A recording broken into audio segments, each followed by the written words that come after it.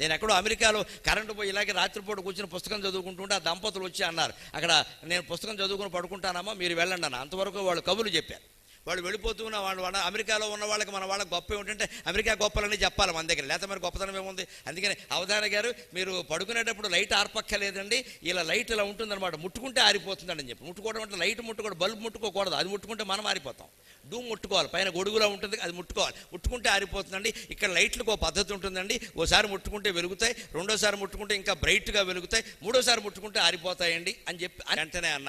అదేమిటమ్మా అంటే, అవునండి ఇలా ముట్టుకుంటేనే దీపాలన్నీ ఆరిపోతాయంటే, మీ దేశంలో ఇంకా టెక్నాలజీ రాలేదమ్మా, మా దేశంలో ముట్టుకోకుండానే దీపాలన్నీ ఆరిపోతున్నాయి, మళ్ళీ ఎప్పుడు వస్తాయో కూడా తెలియదు. అందుకని మేము స్విచ్లు పెట్టుకోం, ఊరికే ఉంటాయి అలాగంతే, ఉంటే పోతే పోతాయి, ఉన్న ఒకటే లేకపోయినా ఒకటి.